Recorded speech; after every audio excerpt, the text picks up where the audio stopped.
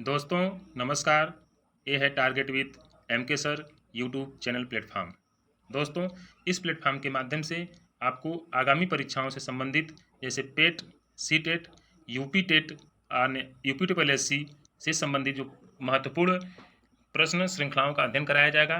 तो आज की उसी कड़ी में प्राचीन भारतीय इतिहास से संबंधित आइए आज व्याख्यात्मक अध्ययन करते हैं। दोस्तों पहला प्रश्न है, हड़प्पा सभ्यता के एक हिस्से लोथल की खोज किसने की थी? तो इसका उत्तर होगा SR राव ने। दोस्तों हड़प्पा सभ्यता में जो लोथल है यह अहमदाबाद जिले यानी गुजरात के सरगावाला ग्राम में 80 किलोमीटर दक्षिण में भोगवा नदी के तट पर स्थित है और लोथल की जो खोज हुई थी वर्ष 1954 में हुई थी। प्रश्न संख्या 2 है, हड़प्पा का इनमें से कौन सा नगर 3 भागों में विभाजित था, यानी 3 भाग में बटा हुआ था, वह कौन सा नगर था? दोस्तों तो इसका उत्तर होगा धौलावीरा। धौलावीरा यह जो है 3 भागों में बटा हुआ था। हड़प्पा काल का धौलावीरा नगर 3 भागों में विभाजित था। यह गुजरात राज्य के कच्छ जिले में स्थित है और इसे स्थानीय रूप से कोटदा टिम्बा भी कहते हैं। प्रश्न संख्या 3 देखते हैं, सिंधु घाटी सभ्यता के बारे में इनमें से कौन सा कथन सत्य है? तो ऑप्शन दिया है कि सिंधु लोग कपास का उत्पादन करने वाले पहले थे। ऑप्शन बी है कि उन्होंने लकड़ी के बक्से में अनाज भंडारित किया। ऑप्शन सी है कि सिंधु घाटी सभ्यता पंजाब, सिंध, बलूचिस्तान, गुजरात, राजस्थान और पश्चिम बंगाल कुछ हिस्से को कवर करती है। और डी है सिंधु लोग कुत्तों, बिल्लियों और घोड़ों को बड़े पैमाने पर पालते थे। तो दोस्तों सिंधु घाटी सभ्यता के बारे में देखा जाए तो इसका उत्तर जो होगा वह ऑप्शन ए होगा। सिंधु लोग कपास का उत्पादन करने वाले पहले थे। जानते हैं कि सैंधवकालीन अर्थव्यवस्था सिंचित कृषि, अधिशेष, पशुपालन, दस्तकारी तथा आंतरिक और विदेश व्यापार पर आधारित थी। यहाँ से प्राप्त वनस्पति अवशेष के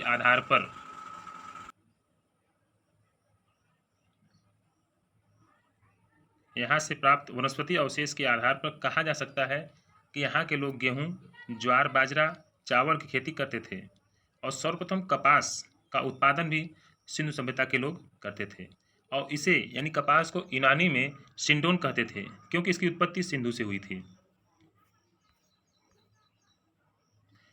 मोहनजोदड़ो का अर्थ है, मोहनजोदड़ो का अर्थ है, ऑप्शन दिया है देखिए, ए है पसंदीदा शहर, बी है माउंट ऑफ डेड, सी है रहने की जगह, डी है एक बाजार क्षेत्र। तो दोस्तों इसका उत्तर होगा मोहनजोदड़ो एक माउंट ऑफ डेथ यानी मृतकों का टीला के नाम से जाना जाता है। दोस्तों मोहनजोदड़ो सिंधु सभ्यता का एक केंद्रीय नगर था जिसकी खोज राखालदास बनर्जी ने 1992 में की थी और मोहनजोदड़ो का शाब्दिक अर्थ होता है मृतकों का टीला, या इंग्लिश में भी दे सकता है तो माउंट ऑफ द डेड। इसकी खोज 1922 में राखालदास बनर्जी ने की थी। सिंधु घाटी सभ्यता में घोड़े के जो अस्थि के अवशेष कहाँ से मिले हैं, देखिए तो इसका उत्तर आप लोग जानते ही हैं। तो जो घोड़े का अवशेष मिला था वह सुरकुटदा में मिला था। दोस्तों सिंधु घाटी सभ्यता में घोड़े की अस्थियों के अवशेष सुरकुटदा यानी गुजरात में पुरातात्विक स्थल से मिले हैं। आइए देखते हैं वैदिक सभ्यता यानी वैदिक संस्कृति से महत्वपूर्ण प्रश्नों का व्याख्या। प्रश्न है कि निम्न में से कौन सा उपवेद नहीं है? देखिए ऑप्शन दिया है धनुर्वेद, आयुर्वेद, शास्त्रास्त्र और योग वेद। तो इसका उत्तर होगा विकल्प डी योग वेद। योग वेद उपवेद नहीं है। दोस्तों जानते हैं कि उपवेद मुख्यतः 4 होते हैं, आयुर्वेद, गंधर्व वेद, शिल्प वेद को हम स्थापत्य वेद भी कहते हैं, और शस्त्र शास्त्र देव या धनुर्वेद।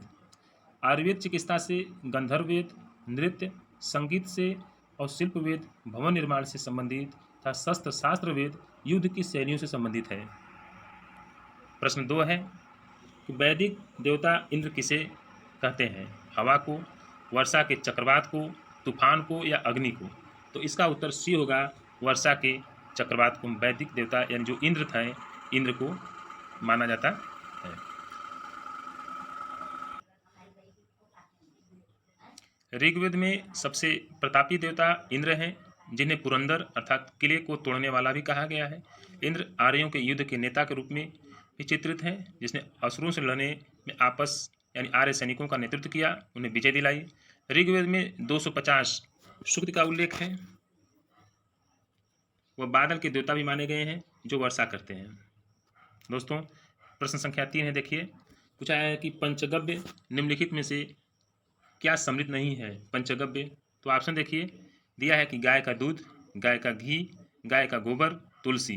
तो पंचगव्य में यानी गव्य से ही संबंधित लग रहा है, यानी गाय से संबंधित होगा, तो इसमें तुलसी इसका आंसर नहीं होगा। दोस्तों गाय के दूध, दही, घी, मूत्र और गोबर से निर्मित पदार्थ को पंचगव्य कहते हैं। प्रश्न संख्या 4 देखिए, महाजनी प्रथा का सर्वप्रथम उल्लेख निम्नलिखित में से किस ग्रंथ में हुआ। दोस्तों इसका उत्तर बताने योग्य नहीं है, इसका उत्तर आप जानते हैं। तो महाजनी प्रथा का सर्वप्रथम उल्लेख सतपथ ब्राह्मण में हुआ था। महाजनी प्रथा का उल्लेख सतपथ ब्राह्मण ग्रंथ में हुआ है और महाजनी प्रथा को इसमें सूदखोर को कुछ दिन कहा गया है। अगला प्रश्न है, सतपथ ब्राह्मण और तैतरीय ब्राह्मण के ब्राह्मण मूल पाठ हैं, यानी सतपथ ब्राह्मण और तैतरीय ब्राह्मण के जो मूल पाठ है वह कौन है। देखिए उसका ऑप्शन दिया है ऋग्वेद, सामवेद, यजुर्वेद, अथर्ववेद। तो इसका उत्तर दोस्तों विकल्प बी होगा, यजुर्वेद। सतपथ ब्राह्मण और तैतरीय ब्राह्मण यजुर्वेद के ब्राह्मण मूल पाठ है। दोस्तों अगला प्रश्न देखते हैं, वेदों के गद्य प्रकरण क्या कहलाते हैं, यानी जो लिखित होता है उसे गद्य कहते हैं। तो वेदों के गद्य प्रकरण क्या कहलाते हैं। तो वेदों के गद्य प्रकरण ब्राह्मण कहलाते हैं, ब्राह्मण। दोस्तों जानते हैं कि वेदों के गद्य प्रकरण ब्राह्मण कहलाते हैं और ऋग्वेद के ब्राह्मण ग्रंथ ऐतरेय व कौशिकी, यजुर्वेद के सतपथ व तैतरीय और सामवेद का पंचवीस व अथर्ववेद का गोपथ होता है।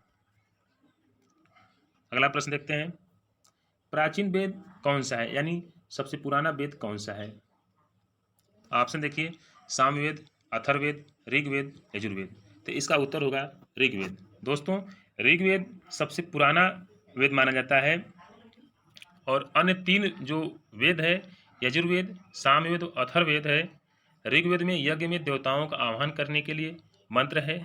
यह सनातन धर्म का आरंभिक स्रोत है और इस वेद में इसके जो सूक्तियों की संख्या 1028 मिलती है और मंत्रों की संख्या जो है 10,552 है, जिसमें देवताओं की स्तुति की गई है और इसमें मंडल की जो संख्या है वह 10 है। अगला प्रश्न देखते हैं कि ऋग्वेद में निहित गायत्री मंत्र किस देवता को समर्पित है। दोस्तों जो गायत्री मंत्र है किस देवता को समर्पित है, तो इसका उत्तर होगा सावित्री को। ऋग्वेद में निहित गायत्री मंत्र सावित्री देवता यानी सूर्य देवता को समर्पित है। ऋग्वेद के 3रे मंडल में गायत्री मंत्र का वर्णन है, जिसे विश्वामित्र द्वारा रचित माना जाता है। अगला प्रश्न देखते हैं दोस्तों, पूछा है कि रामायण में मांडवी किसकी पत्नी थी। मांडवी किसकी पत्नी थी। जो रामायण में मांडवी भरत की पत्नी थी, जबकि सीता भगवान राम की पत्नी थी, उर्मिला लक्ष्मण की और शत्रुघ्न की पत्नी का नाम श्रुत कीर्ति थी। अगला प्रश्न देखते हैं, महाभारत में वर्णित कुरुक्षेत्र की लड़ाई कितने दिन लड़ी गई थी। देखिए इसका ऑप्शन बहुत नज़दीकी दिया हुआ है दोस्तों, इसे याद कर लीजिएगा, बहुत ही इंपॉर्टेंट है। अब दिया है ऑप्शन ए 16 दिन, बी 18 दिन, सी 20 दिन, डी 24 दिन। तो दोस्तों जो महाभारत हुआ था कुरुक्षेत्र में, जो उसकी लड़ाई हुई थी वो 18 दिन तक चली थी। कुरुक्षेत्र में युद्ध कौरवों और पांडवों के मध्य हस्तिनापुर साम्राज्य के सिंहासन की प्राप्ति के लिए लड़ा गया था और यह युद्ध जो है 18 दिन तक लड़ा गया था। दोस्तों आइए बौद्ध धर्म यानी गौतम बुद्ध जीवन में शिक्षाएं से संबंधित महत्वपूर्ण प्रश्नों को देखते हैं और उसके व्याख्या को भी देखते हैं। पूछा है, देखिए प्रश्न है कि निम्नलिखित में से कौन सा बौद्ध पवित्र स्थल निरंजना नदी के तट पर स्थित था, यानी कौन सा बौद्ध स्थल है जो निरंजना नदी के तट पर स्थित था। देखिए ऑप्शन दिया है बोध गया, लुम्बिनी, कुशीनगर, ऋषिपत्तनम। तो दोस्तों इसका उत्तर होगा बोध गया। बोध गया यह जो है निरंजना नदी के तट पर स्थित है।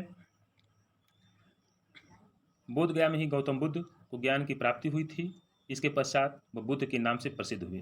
तभी से यह स्थल बौद्ध धर्म के अनुयायियों के लिए अत्यंत महत्वपूर्ण है।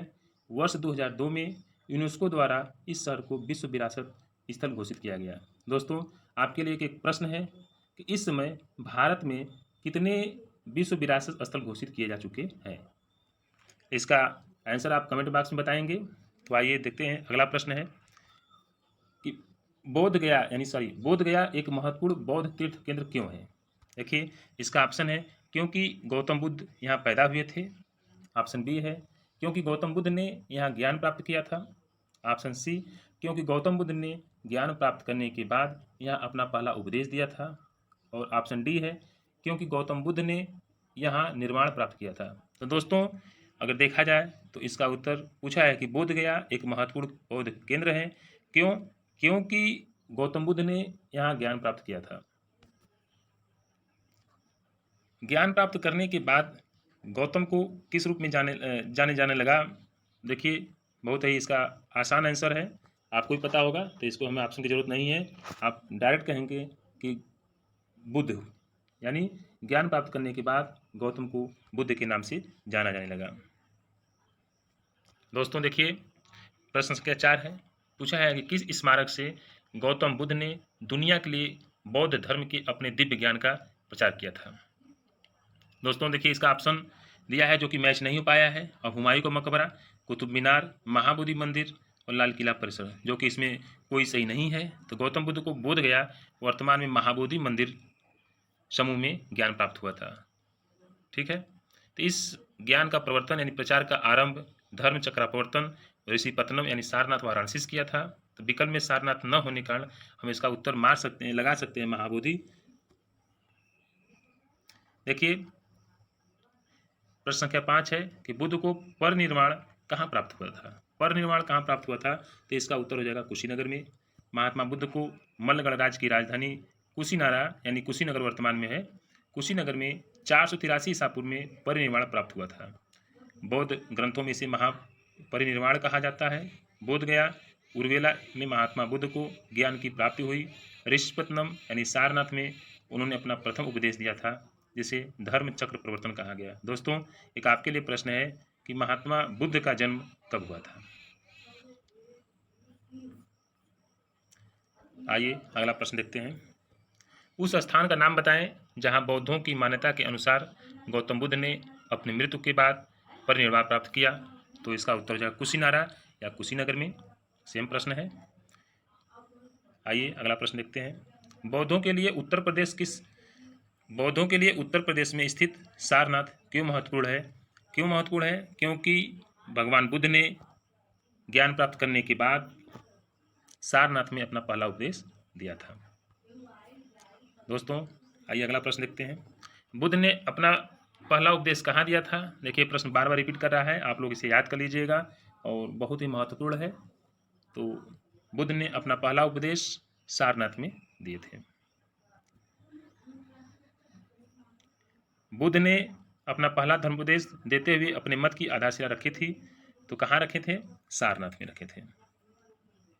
गौतम बुद्ध का जन्म कपिलवस्तु के निकट लुम्बिनी नामक स्थान पर हुआ था। बुद्ध ने अपना पहला धर्मोपदेश सारनाथ में दिया। उन्होंने 5 ब्राह्मण सन्यासियों को पहला उपदेश दिया था, जिसे बौद्ध धर्म में धर्म चक्र प्रवर्तन कहा गया। आइए अगला प्रश्न देखते हैं। दोस्तों पूछा है प्रश्न है कि गौतम बुद्ध ने धम्म चक्र पत्तवन सूत्र यानी धर्म चक्र प्रवर्तन सूत्र का उपदेश दिया, कहाँ दिए थे? तो इसका उत्तर आप जानते ही हैं, सारनाथ में दिए थे। पाली में बौद्ध ग्रंथों को आमतौर पर त्रिपिटक यानी 3 फोल्ड बास्केट कहा जाता है। इनमें से कौन सा त्रिपिटकों में से नहीं है? देखिए इसका ऑप्शन है अभिधम पिटक, शुद्ध पिटक, उपशाखा पिटक, विनय पिटक। तो दोस्तों इसका उत्तर विकल्प सी हो जाएगा, उपशाखा पिटक। ये उपशाखा पिटक त्रिपिटक यानी 3 फोल्ड से संबंधित नहीं है। नागार्जुन कौन थे? ऑप्शन देखिए, एक जैन भिक्षु थे, एक बौद्ध दार्शनिक थे, एक यूनानी शासक या एक वैदिक ऋषि थे। तो जो नागार्जुन थे यह एक बौद्धिक दार्शनिक थे। नागार्जुन एक बौद्ध दार्शनिक थे। वे कुषाण शासक कनिष्क के समकालीन थे। उन्होंने प्रज्ञा पारमिता सूत्र की रचना की, जिसमें शून्यवाद यानी सापेक्षवाद का प्रतिपादन किया गया। वे माध्यमिक दर्शन के प्रणेता भी माने जाते हैं। भारत में स्थित किस शहर को विश्व का सबसे पुराना शहर माना जाता है? दोस्तों, वर्तमान में बस एक ही शहर है जो कि इसका उत्तर है वाराणसी। वाराणसी सबसे प्राचीन शहरों में एक है। हिंदू पौराणिक कथा के अनुसार वाराणसी यानी काशी विश्व का प्राचीनतम शहर है। बुद्ध काल में वाराणसी काशी राज्य की राजधानी थी।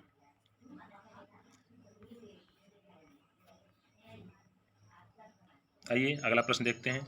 राजा बिंबिसार के दरबार में उस प्रसिद्ध चिकित्सक का क्या नाम है जो भगवान बुद्ध के निजी चिकित्सक थे? देखिए, इसका ऑप्शन है अजात शत्रु, सारिपुत्र, राहुला, जीवक। दोस्तों, तो इसका उत्तर विकल्प सी हो जाएगा। जो राजा बिंबिसार थे उनके दरबार में जो प्रसिद्ध चिकित्सक थे उनका नाम जीवक था। दोस्तों, आइए जैन धर्म से संबंधित महत्वपूर्ण प्रश्नों को देखते हैं।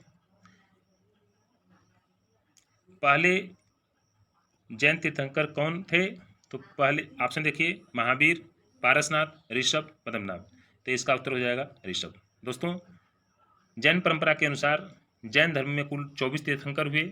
जैन धर्म के मूल संस्थापक यानी प्रवर्तक प्रथम तीर्थंकर ऋषभदेव या आदिनाथ को माने जाते हैं। 23वें तीर्थंकर पार्श्वनाथ थे तथा महावीर स्वामी जैन धर्म के 24वें तीर्थंकर थे। उन्होंने 6ठी शताब्दी ईसा पूर्व में जैन आंदोलन का प्रवर्तन किया था। दोस्तों, बार बार प्रश्न पूछे जाते हैं तो यहाँ से एकदम याद कर लीजिए कि पहले जैन तीर्थंकर कौन थे। तो आप लगाएंगे ऋषभदेव। अगला प्रश्न देखिए, 24 जैन तीर्थंकर में से अंतिम तीर्थंकर कौन थे? देखिए, ऑप्शन है पार्श्वनाथ, महावीर, ऋषभ, अरिष्टनेमी। तो दोस्तों, इसका उत्तर हो जाएगा महावीर। महावीर अंतिम तीर्थंकर माने जाते हैं जैन धर्म के। देखिए, अगला प्रश्न है, जैन धर्म में 3 रत्न है यानी त्रिरत्न और उन्हें निर्वाण का मार्ग कहा जाता है। तो उसमें से कौन सा निर्वाण का मार्ग है? तो इसका उत्तर हो जाएगा विकल्प डी, सही विश्वास, सही ज्ञान, सही आचरण। दोस्तों, जैन धर्म के त्रिरत्न है सही विश्वास यानी सम्यक दर्शन, सही ज्ञान यानी सम्यक ज्ञान, सही आचरण यानी सम्यक आचरण। जैन धर्म में सत्य, सत्य का अर्थ होता है यथार्थ, में विश्वास को सम्यक दर्शन, वास्तविक ज्ञान को सम्यक ज्ञान तथा सुख दुख में समभाव को ही सम्यक आचरण कहा जाता है। जैन धर्म में कैवल्य की प्राप्ति जीव का अंतिम लक्ष्य होता है। अगला प्रश्न देखते हैं, मनुष्य जीवन का सर्वोत्तम ध्येय है, जिसका अर्थ कैवल्य है, जिसका अर्थ होता है। देखिए, ऑप्शन है कैवल्य का क्या अर्थ होता है? इच्छाओं को विजय प्राप्त करना। ऑप्शन बी है दूसरों की सेवा करना। ऑप्शन सी है दूसरों को शिक्षा देना। ऑप्शन डी है दूसरों का अनुसरण करना। तो दोस्तों, इसका विकल्प हो जाएगा ए। विकल्प है कि इच्छाओं पर विजय प्राप्त करना। जैन धर्म के अनुसार मनुष्य जीवन का चरम लक्ष्य कैवल्य की प्राप्ति है। दोस्तों, आइए मौर्य सम्राट यानी अशोक से संबंधित महत्वपूर्ण प्रश्नों का व्याख्या सहित हल देखते हैं। मेगास्थनीज जिन्होंने भारत के बारे में प्रसिद्ध ग्रंथ इंडिका लिखी है, वह मूल रूप से किस देश के थे? देखिए, ऑप्शन सुनिए, पुर्तगाल, ग्रीस, मिस्र, तुर्की। तो दोस्तों, इसका उत्तर हो जाएगा ग्रीस। विकल्प बी, मेगास्थनीज ग्रीस के निवासी थे। ग्रीस यानी यूनान का, जो सेल्यूकस निकेटर का राजदूत था। मेगास्थनीज सम्राट चंद्रगुप्त मौर्य के समय में भारत आया और मेगास्थनीज की जो प्रसिद्ध पुस्तक है वो इंडिका था। दोस्तों, अगला प्रश्न है, विशाखा दत्त द्वारा लिखित मुद्रा राक्षस कौन सी भाषा में लिखी गई थी? देखिए, विकल्प इसका है तमिल, विकल्प बी है देखिए पाली, संस्कृत, हिंदी। तो जो विशाखा दत्त द्वारा लिखित मुद्रा राक्षस यह जो है संस्कृत भाषा में लिखी गई थी। दोस्तों, विशाखा दत्त रचना एक नाटक है जिसकी रचना 4वीं शताब्दी के उत्तरार्ध एवं 5वीं शताब्दी के पूर्वार्ध में की गई थी। इसे हिंदी में अनुदित करने का श्रेय भारतेंदु हरिश्चंद्र को जाता है। इस ग्रंथ से चंद्रगुप्त मौर्य के विषय में विस्तृत सूचना प्राप्त होती है। नाटक में चंद्रगुप्त को वृषल तथा कुलहीन कहा गया है। धुंडीराज ने मुद्रा राक्षस पर टीका लिखी थी। दोस्तों, आइए अगला प्रश्न देखते हैं, सम्राट अशोक का कौन सा शिलालेख कलिंग पर उनकी विजय का उल्लेख करता है? देखिए, ऑप्शन है प्रथम, चतुर्थ, 10वें, 13वें। तो इसका उत्तर हो जाएगा 13वें शिलालेख में। दोस्तों, कलिंग युद्ध उसके परिणामों के विषय में अशोक के 13वें शिलालेख से विस्तृत सूचना प्राप्त होती है। अशोक ने अपने राज्याभिषेक के 8 वर्ष बाद यानी 261 ईसा पूर्व में कलिंग पर आक्रमण किया। विजयोपरांत कलिंग में 2 अधीनस्थ प्रशासनिक केंद्र स्थापित किए। उत्तरी केंद्र जो कि राजधानी तोसली थी और दक्षिणी केंद्र राजधानी जौगढ़ था। दोस्तों, आइए अगला प्रश्न देखते हैं। अशोक के आक्रमण के दौरान कलिंग की राजधानी कौन सी थी? तो इसका उत्तर हो जाएगा तोसली थी, जो कि भी हम व्याख्या किए हैं।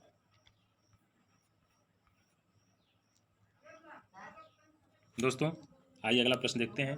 निम्नलिखित में से कौन सा अशोक के साम्राज्याधीन नहीं था? कश्मीर, कर्नाटक, गुर्जर या कामरूप? तो इसका विकल्प डी होगा, कामरूप। ये अशोक के अधीन नहीं था। अशोक के कौन से शिलालेख में ब्राह्मी लिपि में प्रयोग नहीं किया गया है? तो देखिए विकल्प है सारनाथ, धौली, साहबजगाड़ी या इनमें से कोई नहीं। तो इसका विकल्प हो जाएगा साहबजगढ़ी। अशोक के 14 बृहद शिलालेख विभिन्न राजज्ञों से जो कि 8 भिन्न भिन्न स्थानों से प्राप्त किए गए हैं। अशोक के साहबजगाड़ी तथा मानसेरा अभिलेख अन्य लेखों के विपरीत खरोष्टी लिपि में लिखे गए हैं, जो ईरानी अरामेइक से उत्पन्न हुई थी। साहबजगाड़ी आधुनिक पाकिस्तान के पेशावर जिले के यूसुफजई तहसील में स्थित है। दोस्तों, आइए अगला प्रश्न देखते हैं। अशोक के प्रधान शिलालेख में सबसे बड़ा शिलालेख कौन था? जानते हैं 13वां शिलालेख है सबसे प्रधान शिलालेख। प्रश्न संख्या 8 है कि मौर्य कला का सर्वोत्तम प्रतिमान कौन सा था? स्तंभ, चैत्य या स्तूप, बरादरी? तो दोस्तों, मौर्य कला का सर्वोत्तम प्रतिमान स्तंभ होता था, जिनमें अशोक द्वारा धर्म के प्रचार हेतु स्थापित कराए गए थे। एकाश्म स्तंभ विशेष रूप से उल्लेखनीय है। अशोक के एकाश्म स्तंभों का सर्वोत्कृष्ट नमूना सारनाथ का स्थित स्तंभ देखा जाए तो वह है। आइए अगला प्रश्न है। अशोक का सिंह चतुर्मुख स्तंभ शीर्ष एक स्तंभ पर था। देखिए ऑप्शन है कन्नौज का, गौतम बुद्ध नगर का, संभल या सारनाथ का। प्रश्न है दोस्तों कि अशोक का सिंह चतुर्मुख यानी कि जो सिंह है 4 मुख वाला स्तंभ शीर्ष कहाँ पर है? तो इसका उत्तर हो जाएगा सारनाथ में। दोस्तों, सम्राट अशोक का एक स्तंभ सारनाथ में स्थित है, जिसे अशोक महा ने बनवाया था। सारनाथ स्थित स्तंभ के शीर्ष पर 4 शेर बैठे हुए हैं और सभी की पीठ एक दूसरे से सटी हुई है। अशोक के यानी सारनाथ के अशोक स्तंभ को भारत ने राष्ट्रीय प्रतीक के रूप में अपनाया गया। अशोक स्तंभ के निचले भाग में स्थित एक चक्र को भारतीय तिरंगे के मध्य भाग में रखा गया है। तो दोस्तों, आपके लिए एक प्रश्न है कि अशोक स्तंभ जो भारत ने राष्ट्रीय प्रतीक के रूप में अपनाया वह कब अपनाया? तो आप इसका उत्तर कमेंट बॉक्स में करेंगे। अगला प्रश्न है, मौर्य अर्थव्यवस्था मुख्य रूप से आधारित थी। ऑप्शन है कृषि अर्थव्यवस्था, व्यापार आधारित अर्थव्यवस्था, उद्योग आधारित अर्थव्यवस्था या युद्ध आधारित अर्थव्यवस्था। तो इसका उत्तर विकल्प एक हो जाएगा कृषि अर्थव्यवस्था। जानते हैं कृषि अर्थव्यवस्था मौर्य अर्थव्यवस्था का मुख्य रूप से था और भूमि पर जो जिसे भाग कहा गया राजस्व का प्रमुख प्रकार था। यह उत्पादन का 1/6 होता था। प्रश्न संख्या 11 देखिए, देवनाम प्रिय नाम किसे दिया गया था? तो इसका उत्तर आप लोग जानते हैं अशोक ने दिया था। अशोक का नाम देवनाम प्रिय था।